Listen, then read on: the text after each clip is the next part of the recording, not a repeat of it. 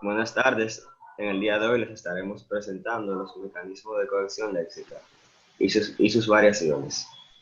Este grupo está compuesto por Miguel Pérez, Javier Linera, Emily Romano, Manuel Pérez y yo, quien les habla, Ian Segredo.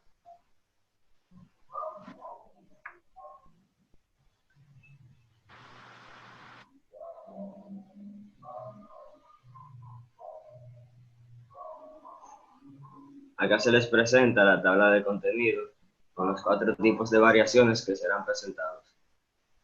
Primero tenemos la repetición, en segundo tenemos la sinonimia, tercero la subordinación y cuarto la generalización. Bueno, primero tenemos que saber qué es la cohesión. La cohesión es una propiedad textual que establece relaciones semánticas. Estas relaciones se realizan a través de elementos gramaticales y léxicos de una lengua. Es decir, que es el mecanismo que articula, organiza las palabras y oraciones en un texto. La escritora española Casamiglia expuso que con el juego de palabras y elementos léxicos se recupera y mantiene lo que ya se ha dicho, construyendo un tejido significativo que sustenta el armazón textual en un aspecto temático. A continuación les va a presentar mi compañero Javier Rivera. Quisiéramos empezar diciendo que la repetición es uno de los procedimientos de cohesión léxica que más se representa en el texto. La repetición sirve para dar un mayor énfasis a la palabra repetida, evitar ambigüedades y también se utiliza como recurso estilístico en las obras de ciertos autores. Tenemos dos tipos de repetición dentro de los textos. Repetición simple, que ocurre cuando se reitera la misma unidad léxica en términos de una paradigma gramatical. Adelante tenemos un ejemplo que dice, se denomina caloría a la unidad de energía proveniente de los alimentos. El azúcar y la grasa son ricos en calorías. Este ejemplo es simple, ya que la misma palabra es escrita sin ninguna variación gramática de verbo o verbal o de tiempo. La repetición compleja, que es el siguiente, ocurre cuando la reiteración de la unidad léxica implica un cambio en la clase gramatical, verbos, sustantivos y tiempos verbales de presente y pasado. A Jerónimo le encanta pintar, es un astro de la pintura. La misma base gramática es utilizada, pero se cambia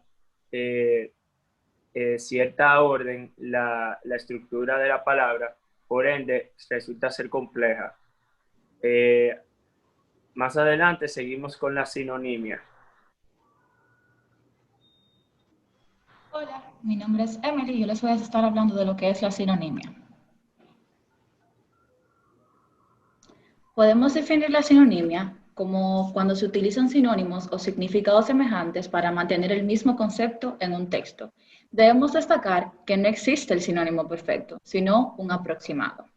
Poseemos 4 tipos de sinonimias. La primera, podríamos decir que es la conceptual, son palabras o oraciones que significan exactamente lo mismo y aluden al mismo referente. Por ejemplo, casa o hogar. Poseemos la contextual, que son palabras que pueden ser sustituidas en determinados contextos, por ejemplo, facturas o boletas. La referencial, que son aquellas que están vinculadas y aluden al mismo referente, pero cuyo significado no es el mismo. Por ejemplo, perro o mascota. Y por último, de connotación, que son aquellas palabras relacionadas que contienen valores subjetivos, por lo que el significado objetivo se deja de lado, como máquina o eficiente. Dentro de los ejemplos, tenemos el primero, que es el de la conceptual, que es que tienen que conocer mi nueva casa y tienen que conocer mi nuevo hogar. La contextual, que es fui a comprar facturas para el desayuno de mañana, fui a comprar boletas para el desayuno de mañana. La referencial, que es voy a llevar a mi perro al veterinario, voy a llevar a mi mascota al veterinario. Y por último, la de connotación. Clara es una máquina, ya terminó todas sus tareas pendientes. A lo que Clara es muy eficiente, ya terminó todas las tareas pendientes. Mi siguiente compañero va a explicar y es Manuel Pérez.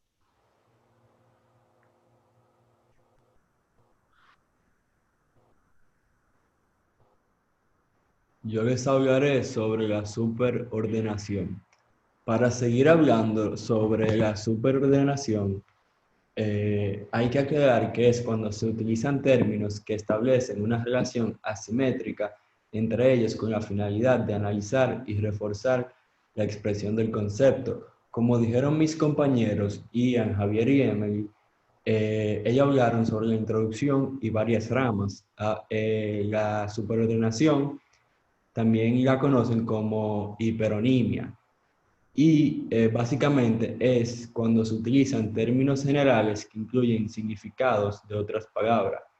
Estos términos también son utilizados con el fin de analizar y reforzar la expresión del concepto. Lo que se busca también cuando se utiliza estas palabras es que, por ejemplo, en un texto se usen para evitar que se repitan los términos y palabras utilizadas anteriormente. Por ejemplo, como pueden ver aquí, cereales también se le puede, es el término genérico, pero dentro de ello está el arroz, avena, cebada, centeno, maíz, sorgo y trigo. También en el área mamífero está cerdo, jirafa, oveja, vaca, ballena, entre otras. Ahora mi compañera Magdiel les hablará sobre las generalizaciones. Ok, entonces yo le voy a introducir qué es la generalización. La generalización ocurre cuando el escritor quiere dar una variación a un término y utiliza sustantivos que generalizan el concepto y posibilitan la expansión del término, es decir, que reemplazan el término por una palabra diferente o por una oración. Es idéntico a la sinonimia, pero es en términos generales. La generalización también se utiliza para dar una variación elegante al texto. Aquí el autor utiliza la metáfora y también utiliza sustantivos, como ya he dicho, para generalizar la referencia y incluye dentro de esta la clase genérica y la mayor cantidad de sustantivos posibles. El problema para la interpretación de los términos es saber si dos o más expresiones diferentes tienen el mismo referente, es decir, si tienen el mismo concepto. Estos sustantivos generalizadores se pueden encontrar en diferentes rangos semánticos, como por ejemplo, si queremos hablar de un humano, podemos usar gente, persona, hombre, niño o mujer. Si queremos hablar de un hecho, puede ser problema, idea o fenómeno. Si queremos hablar de un inanimado concreto, puede ser una cosa, objeto o material. Un ejemplo de la generalización, se puede pasar la pantalla. Okay. Un ejemplo es la Ilustración, fue un movimiento intelectual e ideológico que se desarrolló en Europa durante todo el siglo XVIII. Fue un fenómeno cultural con proyección universal que repercutió en lo político, lo social y lo económico. Planteó cuestiones en torno al hombre. Aquí podemos ver que tenemos como generalizadores el movimiento intelectual, movimiento cultural y planeó cuestiones. ¿Por qué? Porque generaliza el tema en sí. Muchas gracias. Aquí se termina nuestra presentación. Si tienen alguna pregunta, nos pueden escribir a cada uno de nosotros sobre cualquier tema.